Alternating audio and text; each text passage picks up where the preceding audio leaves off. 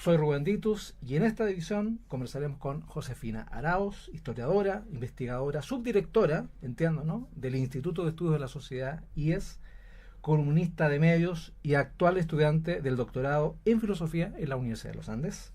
Su trabajo ha girado en torno al pensamiento político contemporáneo, las transformaciones de la cultura popular, la relación entre ciudadanía e instituciones. Es autora del ensayo convertido en libro, ya hablaremos de eso, El pueblo olvidado, una crítica a la comprensión del populismo, del año 2021, ¿no? Un lúcido análisis a las formas habituales de comprender el populismo. Josefina, gracias por estar acá en vivo, para quienes nos siguen a través del canal de YouTube, desde los estudios de Radio UNIAC, ¿no? Muchas gracias, Rubén. Partamos por este subtítulo de este libro, que además se puede adquirir, entiendo, a través de la página del IES, sí, ¿no? Una crítica a la comprensión del populismo, dice el subtítulo. Me llamó la atención, fíjate, precisamente porque al buscar algunas reseñas, en esta reseña se plantea, al menos en lo que sí se señala, esta suerte de reordenamiento, reconfiguración de este líder carismático que en teoría debilita a las instituciones, ¿no? O sea, sí, en el texto tú aparentemente lo que tratas es de explicar que el populismo no tiene una única mira. Cuéntanos un poquito. Sí, o quizás como lo que intento es decir, o plantear al menos la pregunta de si el populismo es algo más que ese líder carismático y problemático que tenemos bien identificado, bien asociado a ciertas figuras contemporáneas además, ¿cierto? A Trump, a Bolsonaro, a Orbán, en fin. Sea el ejemplo que queramos tomar. Pero esa era la pregunta que a mí me movía, si es que era algo más que eso, ¿no? Y otra cosa además que ese libro, ese ensayo, tiene como una versión previa, que fue un documento en el IES, tenemos unas claves para el debate, que son como un documento más chiquitito, una publicación más chica que sacamos con cierta regularidad para entrar en temas que están arriba en el debate público, ¿no? Para introducir alguna idea que no se esté considerando, ¿no? Evidenciar ciertos problemas del modo de plantear la discusión. Y yo saqué el 2018 un documento justamente que, más que hablar sobre qué era el populismo, identificaba cómo en el debate público chileno esa etiqueta tenía mucha fuerza, era un adjetivo que se usaba en general para descalificar a los adversarios, que al mismo tiempo tenía mucha fuerza en la historia de América Latina, la historia política de América Latina, y que además conectaba con un momento político más allá de Chile, ¿no? Y entonces yo decía, ojo, acá estamos usando mucho esta etiqueta en el debate público, no sabemos bien a qué nos referimos con ella, y sobre todo, que era mi mayor preocupación, iba acompañada, y esto después lo fui nutriendo de referencias teóricas que han estudiado el fenómeno, ¿no? Pero iba muy acompañada este uso del populismo como una descalificación del adversario, con una mirada también muy problemática, a mi juicio, llena de sesgo, respecto de no solo el líder carismático que caracteriza el populismo, sino también del pueblo que lo sigue, de la masa, de la sociedad que es convocada por el líder carismático y que lo vota, que es la clave de su éxito, ¿no? Y es ese sesgo medio escondido, donde parece que el problema es solo el líder, pero en verdad en el análisis también el problema está en que las masas son seducidas por este líder. Eso a mí me parecía que estaba lleno de sesgo y que explicaba muchos de los problemas que teníamos a la hora de comprender los fenómenos que estaban teniendo lugar. Ojo que además esto era el 2018, entonces cuando vino el estallido, yo como que confirmé un poco esa eso te iba a preguntar, tesis. O sea, no fue una tesis que tú desarrollaste después del estallido, ¿no? Y que de alguna manera lo que hace es tomar la clásica teoría de masa, ¿no? Explicada por muchos autores, ¿no? Se me vienen a la cabeza Ortega y Gasset, desde la psicología social, ¿no? Sí. El alma colectiva, entendiendo además que lo que tú planteas en el texto es ampliar la concepción del clásico caudillo, ¿no? Que habitualmente está vinculado al caudillo militar, al caudillo agitador, ¿no? A mí lo que más me interesaba, o sea, bueno, yo me nutro de partida esto algunas personas lo juntarían con referencias como Laclau, por ejemplo, pero para mí fue mucho más influyente cierta línea de la sociología, la cultura en Chile, pero también de la historiografía, que ha estudiado muy fuertemente el populismo en América Latina, sobre todo, y bueno, también un ensayo de una intelectual francesa, Chantal Delsol, que escribe sobre populismos en la Europa contemporánea, específicamente en Francia. Y lo que me interesaba era, claro, ampliar la noción, no para decir puede que haya populismos buenos, no para decir puede que haya líderes populistas buenos, no me interesaba esa distinción, ¿no? Sino para tratar de tener como una definición más sofisticada, porque todos los estudios del populismo además tienden a coincidir, aunque después caigan en los mismos problemas, en que es muy fácil que el concepto se difumine, como que no sepamos bien a qué refiere. Es como un concepto vago que se escapa, ¿no? Y para mí fue clave entonces abrirnos a la posibilidad de que el populismo no fuera solo, esto desde las referencias que ocupo, no es una originalidad mía, a que el populismo no solo sea un líder problemático, que es con lo que se ha identificado el populismo, sobre todo en el último tiempo, en los populismos contemporáneos, digamos, sino un tipo de relación política en que está el líder, pero también un pueblo que lo sigue, y ese pueblo que lo sigue no apoya a ese líder carismático por ignorancia, por xenofobia, por racismo, aunque esos elementos puedan operar, sino por una historia que hay que reconstruir, ¿no? Y una imagen que siempre ocupo para explicar mi hipótesis, hay un libro de un sociólogo norteamericano que salió por ahí el 2018, que se llama The Left Behind, los dejados atrás. Y su estudio no es sobre el votante de Trump, sino sobre la América rural. Pero la América rural se convirtió en votantes de Trump para 2016.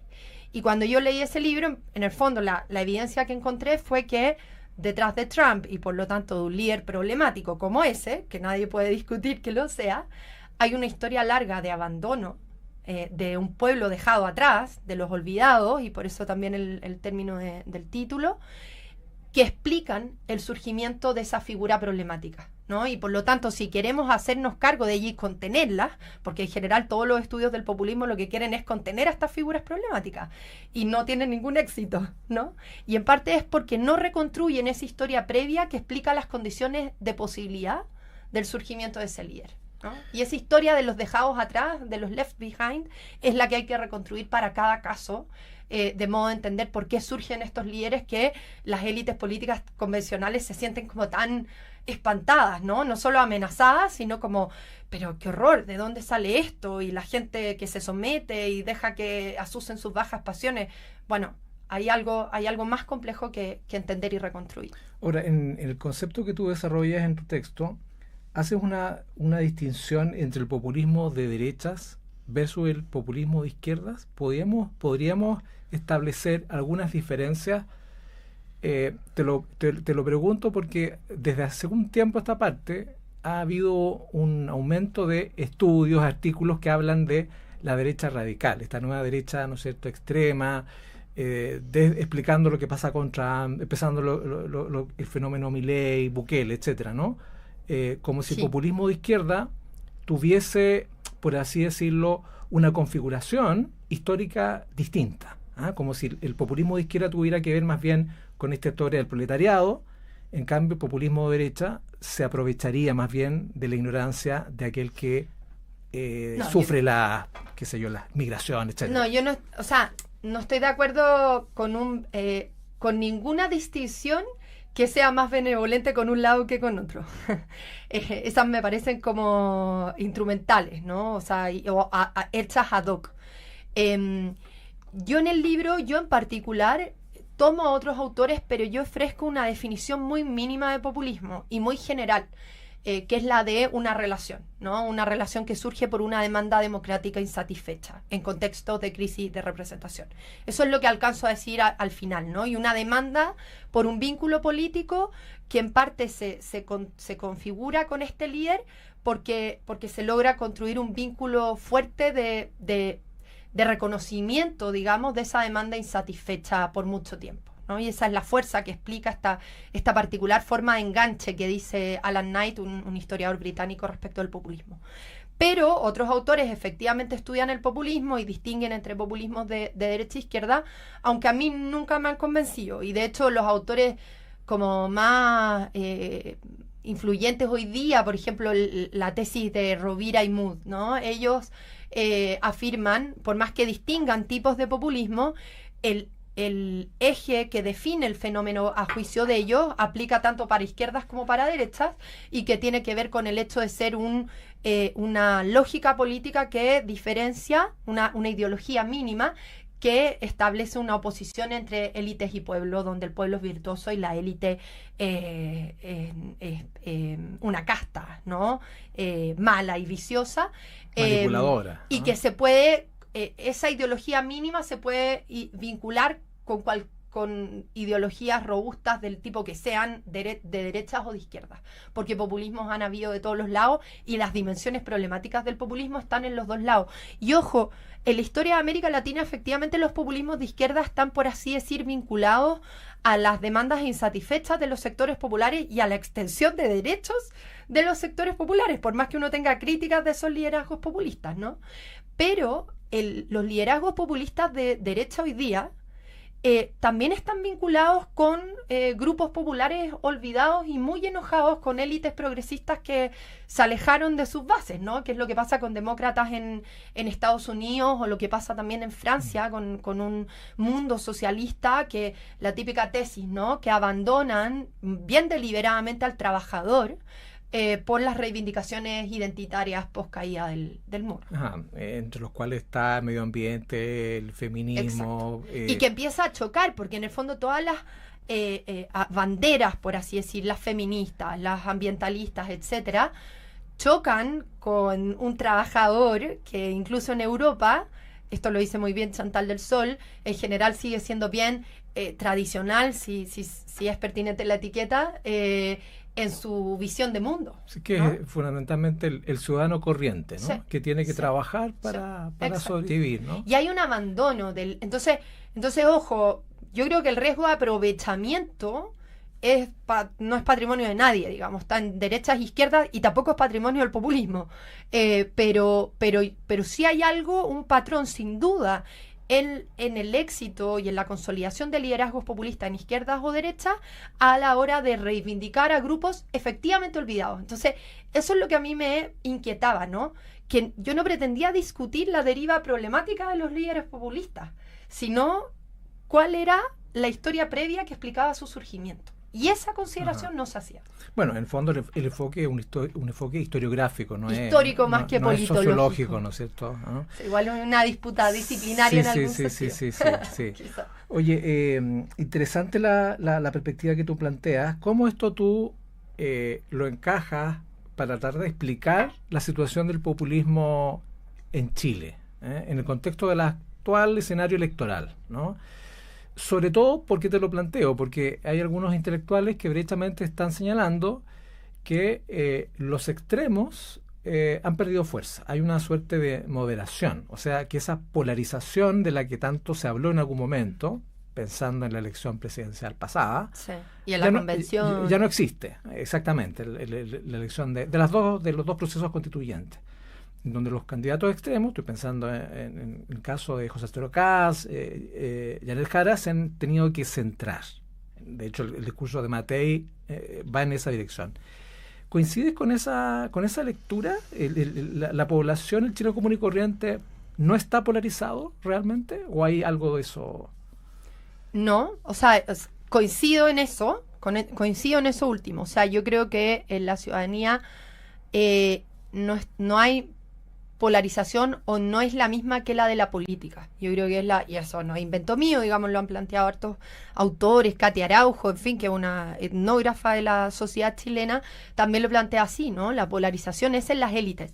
Eso no significa que a nivel ciudadano no puedan haber otro tipo de problemas. Por ejemplo, radicalización, que no es lo mismo, ¿no? La polarización tiene que ver con el modo en que entiendes al adversario, ¿no? Al que está en el otro lado.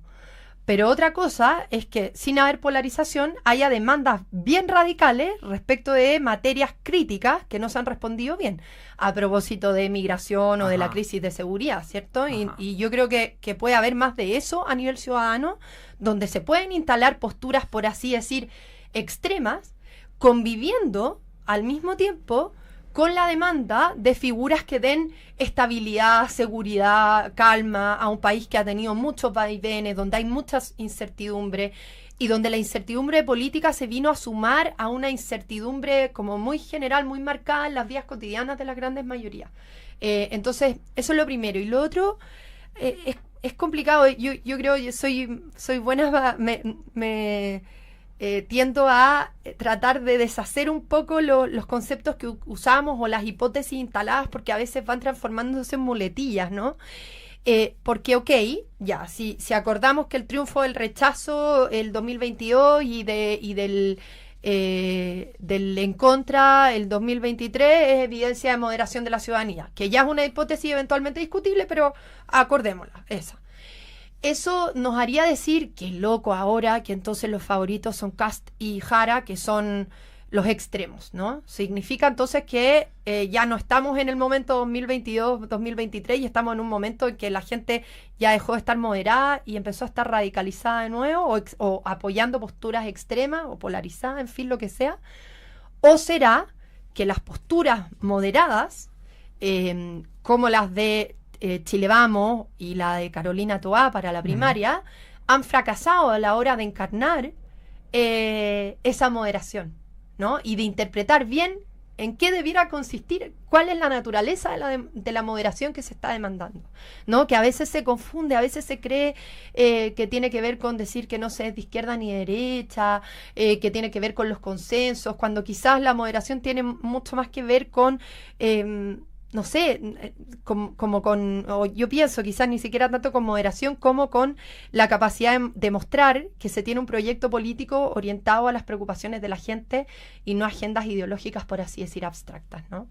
En fin, pero yo no tengo claro y no sé, y tengo aún menos claro que la política haya interpretado bien, aunque hay unos que lo están haciendo mejor, dónde está la ciudadanía. Y a veces arriesgamos a entenderlo mal, el fenómeno, si es que llegamos y asumimos que el hecho de que Kast y Jara estén siendo hoy día los favoritos, todavía significa que es porque están ganando las posiciones extremas, ¿no? Sí, no sé si se entiende el... Sí.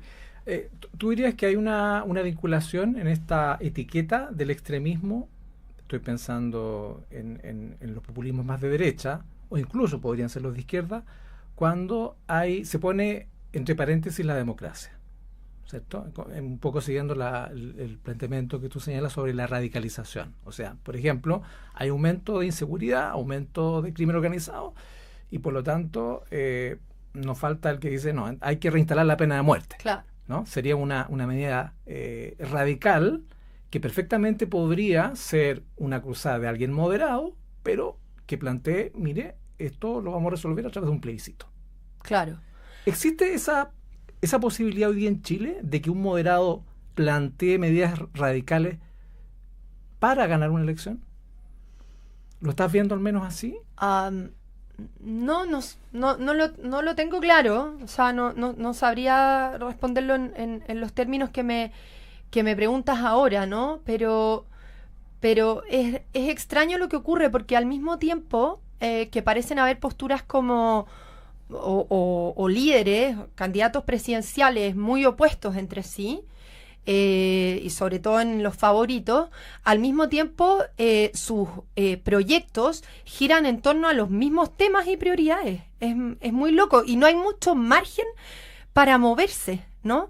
Y de hecho eso hace que queden en ventaja los que pueden demostrar más consistencia a la hora de defender ciertas posturas, porque ¿qué le pasa, entre otras cosas, a Janet Jara? Que hoy día no puede defender lo que defendía hace 2 años. Y entonces no tiene como credibilidad, entre otros problemas, tiene poca credibilidad y se lo prueba a su propio partido para defender las cosas que ahora tiene que tratar de defender, porque a nivel ciudadano no es sostenible lo que defendían hace, no 15 años, hace 2, ¿no? Entonces, yo creo que mucho pasa por ahí, ¿no? Respecto de quiénes están siendo favoritos. Y quizás una buena forma de abordar el tema que tú me estás tratando de plantear sea el último debate que se dio ayer o anteayer, ayer creo que fue, a propósito de las declaraciones de Antonio Walker sobre la migración. No sé si la supiste, ¿no? Que en el fondo él dice, ojo con la propuesta de no regularizar a ningún migrante irregular, porque en Chile no hay suficiente oferta interna para llenar la demanda del mercado laboral, ¿cierto? De mano de obra, en el fondo, la típica tesis, por así decir, de economía capitalista así básica, ¿no?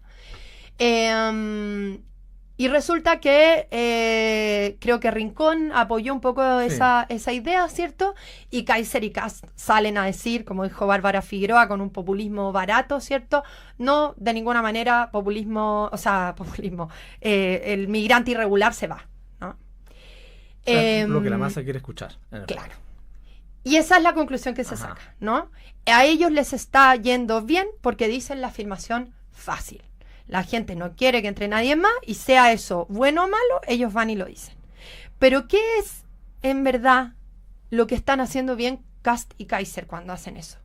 ¿O qué es lo que yo les reconozco? Porque yo tengo muchas diferencias respecto de su respuesta. Y de hecho tengo muchas preguntas. Cuando ellos dicen no a la migración irregular, yo podría decirles ok, pero ¿cómo echas a esa cantidad de gente? ¿Quién te las va a recibir? Es como cuando dicen también muchas más construyamos cárceles. Bueno, pero ¿dónde? Nadie las quiere, es fácil decirlo, ¿no? Yo podría hacerles... Pero lo relevante de lo que ellos están diciendo y que explica, creo, parte de su éxito, al menos en esa agenda, no está en la medida que es la que demanda la gente, ¿no? Sino en lo que orienta su respuesta, que es conectar con la experiencia que está teniendo la ciudadanía y una ciudadanía que se siente abandonada por la política hace mucho rato. Eso es lo relevante que la política no ha entendido. Y entonces el problema cuando Walker dice lo que dice no es que pueda ser pertinente regularizar inmigrantes. Yo creo que ese no es el problema de lo que dice, sino la justificación, porque el mercado laboral lo requiere. Esa es una fundamentación económica que para el ciudadano de a pie lo encuentra un insulto. ¿Qué me importa tu mercado, tu economía? Yo quiero que tomes medidas que afecten mi vida cotidiana y lo concreto es que mi vida cotidiana está afectada o yo experimento al menos que está conectada por eso, ¿no? Entonces, creo que a veces la demonización de esta figura, ¿no? De los ultras y que confirmamos por las medidas que proponen y a la masa que confirmamos sus sesgos porque apoyan esas medidas radicales, nos impiden entender ¿qué es lo que captan? O sea, preguntarnos si acaso hay algo que están captando que no está captando la política tradicional y que no tiene que ver con abrazar las medidas más problemáticas, ¿no? Sino con ser capaces de volver a orientar la política, no por criterios puramente técnicos, por ejemplo, en este caso, o económicos, sino por criterios políticos que tienen que ver con cómo demuestro y justifico todo el tiempo que las decisiones que estoy tomando son, en primer lugar, en función de responder a las demandas de la ciudadanía donde reside la soberanía. Sí, y sin ninguna alusión a cuestiones humanitarias, ¿no? Que uno podría decir, bueno, estamos hablando además de familias, estamos hablando de niños.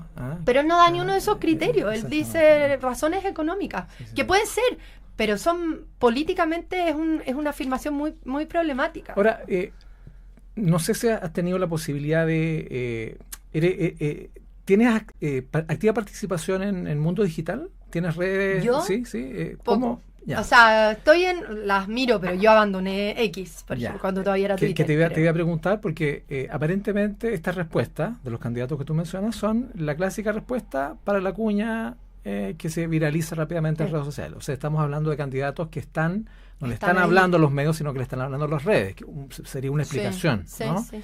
¿Qué tanto daño le han hecho las redes sociales a la política para tratar de elaborar esos proyectos?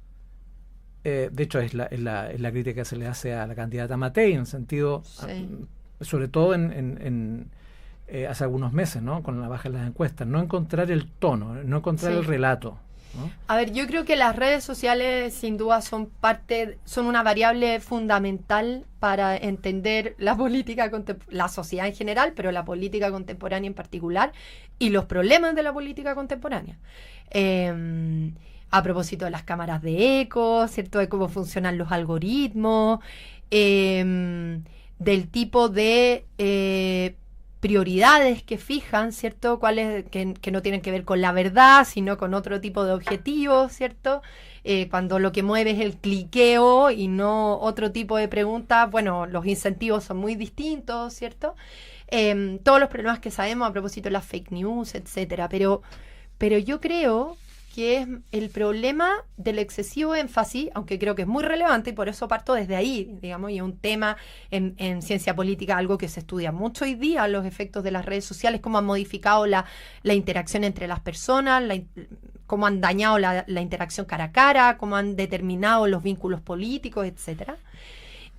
Pero el problema del excesivo énfasis en esa dimensión es que a veces se vuelve como un chivo expiatorio, ¿no? Donde explicamos, de nuevo, el éxito de figuras como Trump o equivalentes solo por su capacidad para controlar, manipular o usar, o ni siquiera manipular, sino que usar muy exitosamente ese tipo de redes sociales, ¿no? Y ese tipo de plataforma, que puede ser cierto, pero el problema es que el riesgo es que el análisis se quede solo ahí, ¿no? Porque yo creo que como para la convención cuando se habló del coro catastrofista, ¿no? No sé si te acuerdas. Sí, sí. Y esa crítica que hacía con la que se trataban de defender los convencionales diciendo, no, es que acá hay fake news, no, es que hay un coro catastrofista dominado por los poderes fácticos, Sí, sí. etcétera. Puede ser, Sí, sin volvió a duda. salir hace poco, además, Exacto. la crítica, ¿no? Puede ser sin duda, pero es difícil reducir la explicación del fenómeno solo a eso. Y eso es lo único que me preocupa cuando se usa mucho ese argumento en la explicación de el ascenso de este tipo de figura. Ahora, respecto de Matei, yo creo que su problema no está de partida, aunque haya eso podido tenga lugar, sea cierta la acusación que ella hace de que está republicano detrás de toda esta agenda de bots contra ella.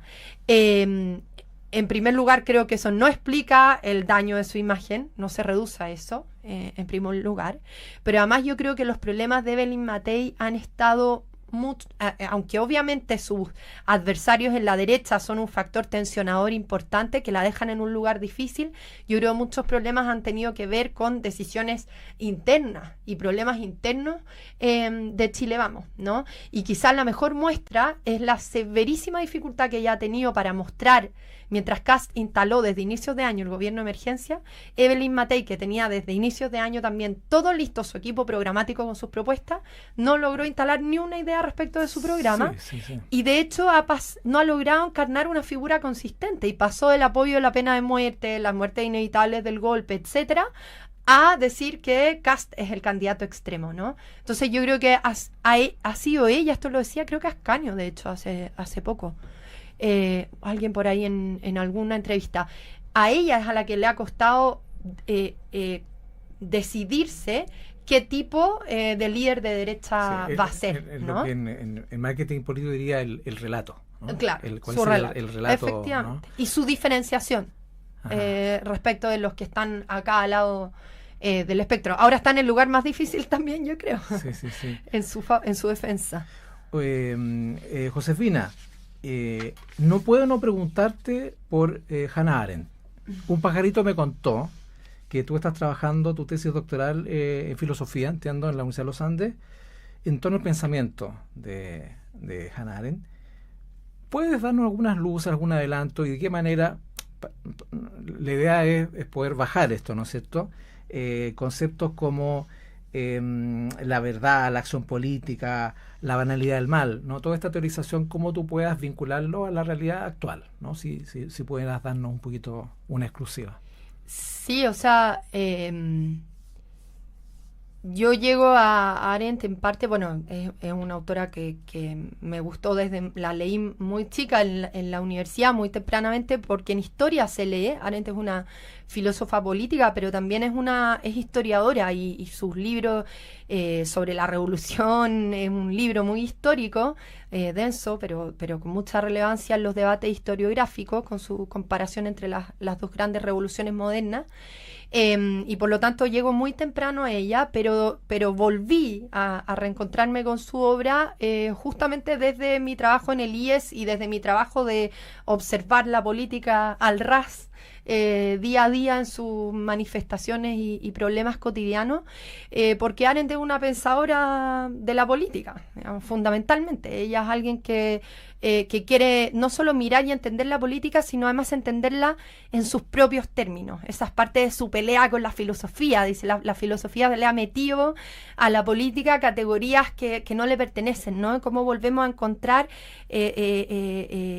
términos propios que sean de ella para reconocerle su especificidad, pero además sobre todo su dignidad, ¿no? Como este espacio de libertad, este espacio de encuentro entre los iguales pero distintos al mismo tiempo, que somos los seres humanos, ¿no? Que es su definición tan bonita de pluralidad. Y es interesante, me gusta tu pregunta, porque, en fin, mi tesis obviamente es disciplinaria, digamos, y en fin, yo estudio cuatro conceptos de la obra de Hannah Arendt, que están como supuestos en su teoría de la acción política, pero es interesante porque yo en alguna medida vuelvo a ella también desde mi reflexión sobre el populismo, porque uno de los conceptos que yo estudio en mi tesis, que es muy importante en Arendt, es el concepto de sentido común, que es uno de los términos que aparece cada tanto en las discusiones sobre populismo hoy día, que es en lo que se ha convertido en la discusión sobre populismo, la discusión sobre las ultraderechas, ¿cierto? Las nuevas derechas. Porque en parte se los presenta a veces como los reivindicadores, esto se dice para bien y para mal, sus detractores y sus defensores, como los reivindicadores del sentido común, ¿no? El populismo sería el reivindicador del sentido común. Y en Arendt creo que hay una comprensión de ese concepto en sus problemas, en sus riesgos, en el sentido común que en la modernidad fue cómplice en algún minuto de los órdenes totalitarios, y al mismo tiempo una definición, por así decir, normativa de ese concepto, en que el sentido común es también el juicio de cada individuo, que la política, y sobre todo la política democrática, tiene que ser capaz de reivindicar y valorar, porque en él descansa la soberanía del pueblo, ¿no? Entonces hay como una capacidad de criticar y al mismo tiempo valorar en Arendt lo que ocurre con la política contemporánea, que para mí es siempre muy iluminador. Además que nunca está mal volver a los clásicos. Además. Porque además lo que plantea la autora es dignificar la política, en definitiva, ¿no? Es como esta bella tarea, este bello oficio de poder gobernar, de poder llegar a acuerdos, de poder finalmente tomar acciones que nos benefician a todos, sin que eso signifique una disputa, una pelea, ¿no es cierto? A lo mejor estoy cayendo mucho en el concepto del sentido común de sobremesa, que a lo mejor es distinto al concepto que pero tú es estás interesante, planteando, ¿no? Arendt, en su definición del buen político, en sus textos de introducción a la política, para ella el buen político es el experto conocedor del sentido común y de los prejuicios que circulan en el espacio público, que ella además tiene una definición muy amplia del espacio público, que es la convivencia misma, digamos. Y el buen político no es el intelectual en primer lugar, no es el con mejor formación técnica, que son recursos fundamentales sin duda, no es que no importen, ¿no? Son muy relevantes, pero es en primer lugar ese experto conocedor de los sentidos comunes, de las doxas, como en un concepto más clásico, ¿cierto? De las opiniones, llenas de prejuicios, llenas de problemas, llenas de xenofobia, si quieres, de racismo, de clasismo, etcétera, pero que no se reducen a eso, ¿no? Porque son también, y esto es lo bonito, son también puntos de vista respecto de un mismo mundo que compartimos, ¿no? Y por lo tanto, todo punto de vista es relevante en ese sentido, porque nos permite, no porque sea solamente original en el sentido de que cada individuo lo es, ¿no? Sino porque mira de un modo único un mismo mundo, ¿no? Y eso es relevante de considerar en la política. Ahora que tú mencionas la doxa, me recuerda un autor que hace análisis de discurso histórico, que es Maran Genot. Maran Genot, que es un intelectual belga que está trabajando en Canadá, y aborda el concepto de discurso social, y él pone ejemplos, dice la doxa, ¿cómo yo identifico la doxa? Y quizás esto es como un tic para los futuros políticos profesionales, ¿no? La doxa se observa en esta conversación entre el pasajero y el taxista. El taxista. O el cliente que va a una peluquería, una barbería. Sí. Ahí está, ¿no? Cuando el taxista te dice, Chile se está cayendo a pedazos, o lo voy a dejar hasta aquí porque yo de esta calle a esta otra no entro después de las 10 de la noche. Eso es un insumo que no está presente en los índices estadísticos, ¿no? Así es. Es etnográfico. Es como decir, es etnográfico. Hay que salir a la calle. Eso te iba a decir, ¿no? Es como de pronto al político le falta calle, sí, para tratar de poder interpretar y no caer en esta... no alejarnos del sentido común, sí, ¿no? Ojo que esa falta de calle además es difícil, es fácil acusarla, yo estoy de acuerdo, pero es difícil de resolverla porque la calle es muy amplia, digamos, o sea, y hoy día las sociedades que vivimos no están organizadas, las sociedades en grandes organizaciones, no están en sindicatos, no están en los partidos políticos, la ciudadanía está como fragmentada y dispersa, ¿no? Entonces el político, aunque además están muy desconectados, aunque quieran conectarse, no saben muy bien cómo ni dónde, es difícil. La nueva izquierda creyó que estaba en los movimientos sociales y descubrimos que los movimientos sociales representaban a un grupito de este porte, además que no lograban apostar a universales, pero además eran grupitos muy pequeños. Las grandes mayorías no sabemos bien cómo reencontrarnos con ella, entonces es un desafío gigantesco. Y lo otro encuentro muy bonito, estoy de acuerdo, requiere hacer como etnografía y por eso a mí me gustan los estudios politológicos que incorporan etnografía y no solo análisis de discursos, ¿cierto?, etcétera, como están tan de moda hoy día. Pero además, algo interesante a la luz de lo que me dices y de lo que yo he aprendido con Arendt, es que en todo caso la buena política es una conocedora de las doxas que circulan, que esa es una noción que Arendt al menos retoma de Aristóteles, y que era un tábano que se movía por el espacio público obligando a todos a no solo a decir lo que pensaban, sino que por qué pensaban lo que pensaban. La política es la experta conocedora de las doxas que circulan en el espacio público, pero eso no implica que la política deba ser el mero asentimiento y sometimiento a lo que esas doxas piden, ¿no? Porque ese es el otro extremo, ¿no? En Chile pasamos de la sordera de la política a la rendición total, que la mejor muestra son los retiros previsionales, donde los políticos lo decían, bueno, es que la gente lo pide, resulta que estábamos tan lejos, tenemos que escuchar a la gente. Y hay que... No, en sí, eso haría la política muy fácilmente reemplazable, ¿no? Entonces, es lo que la orienta, pero puede que implique a veces no hacer lo que la gente pide, ¿no? Si el taxista dice, quiero que maten y linchen a esos delincuentes, la política no tiene que ir y decir, hay que matarlos, ¿no? Porque considera otros criterios, otros puntos de vista, pero se toma en serio, que esto es algo que costó mucho, y yo creo que el tema migratorio es el mejor ejemplo, porque tanto la política como la reflexión social le costó mucho. Tiene que hacerse cargo de que esas percepciones no son puras manifestaciones patológicas de la xenofobia de ese taxista que no le gustan los inmigrantes, y con eso la desechamos, ¿no? ¿Qué explica que se estén instalando voto, además, esas percepciones? ¿Qué está pasando? ¿Qué se me está escapando a mí que estoy allá y no acá? Que se están extendiendo tanto estas percepciones de que el delincuente merece la muerte inmediata, o de que la democracia no vale, o etcétera. Y lo más fácil, y que te libera de salir a la calle, es decir, es que la gente es ignorante, así que hay que educar más. Es que la gente es xenofóbica, hay que educar más. Es que la gente es racista, hay que educar más. En lugar de, algo se nos está escapando, algo no estamos viendo y tenemos que volver a estudiar, ir a la calle y saber qué es lo que está cambiando y no hemos visto. En definitiva, el sentido ético de la acción política, también, ¿no? Es como...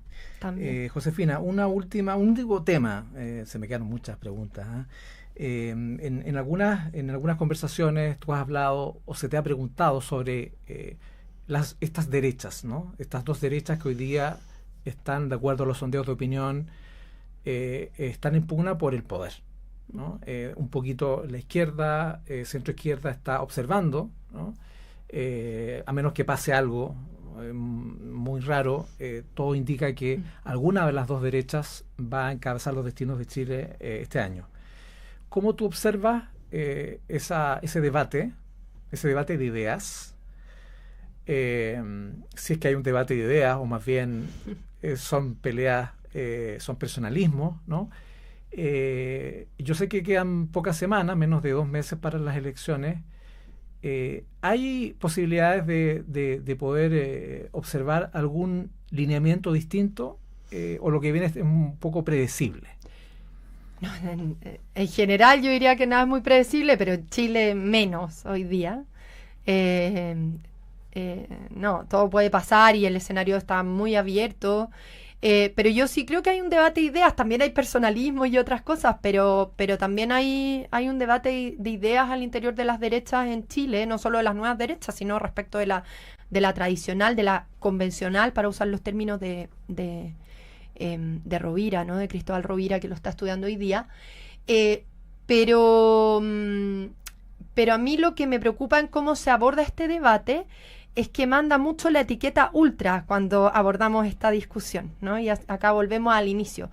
Y lo que me complica de eso es que está medio predeterminada la conclusión, un poco, ¿no? Ya decidimos a priori qué es lo que pensamos de esas derechas, ¿no? Y nos impiden, que era lo que trataba de decir al comienzo, ¿cierto? También a propósito del populismo, no legitimarlas, que es lo que desespera, ¿no? Es como lo que angustia, no legitimar ni justificar nada, sino tratar de entender la razonabilidad de su éxito, ¿no? Y no que sean solo una patología y que se explica por su patología, ¿no? Sino que algo puede estar haciendo mejor y que quizás vale la pena advertirlo, y eso no significa rendirse a las dimensiones más problemáticas de esas agendas, ¿no? En el IES dedicamos un número de nuestra revista de Punto y Coma hace 2 años a estudiar estos debates al interior de las derechas, y de hecho nos gusta hablar más que de las ultraderechas, de las nuevas derechas, ¿no? Que permiten una noción un poco, nunca hay neutralidad absoluta, ¿no? Pero un poco más imparcial, ¿no? Un poco menos sesgada a la hora de mirar estos movimientos, en que, insisto, creo que la clave está más allá de que haya dimensiones, por así decir, en tensión, que creo que las hay en muchos de los casos que han llegado al poder, de las dimensiones que hay de tensión con la democracia y con las instituciones democráticas. Hay una capacidad para conectar con demandas ciudadanas desoídas y conectar con consistencia y credibilidad, que explica su éxito, ¿no? Y eso es lo que hay que tratar de reconstruir para ver cómo los enfrentamos con más éxito, porque todas las estrategias de contención y denuncia de todos estos ultras no han sido muy exitosas. Josefina, ahora sí, una última reflexión respecto al rol de la academia, de los centros de estudio. Un poco, tú estás hablando de la revista, aprovecha de hacer publicidad, de invitar a los lectores a visitar la página, descargar los números, no sé, están a la venta, ¿no? ¿Y cuál es el rol de centros de estudios independientes que reciben aportes privados, porque así se financia, entiendo, el IES, sí, ¿no? Como otros centros, independientemente que uno podría ubicar, ¿no? Dentro del espectro, en un sector, ¿no es cierto? Sí. ¿Cuál es el rol de los intelectuales, en tu caso, de la relación con lo público, con la política? ¿Cuál es la responsabilidad para no caer en este activismo vacío que muchas veces daña las instituciones?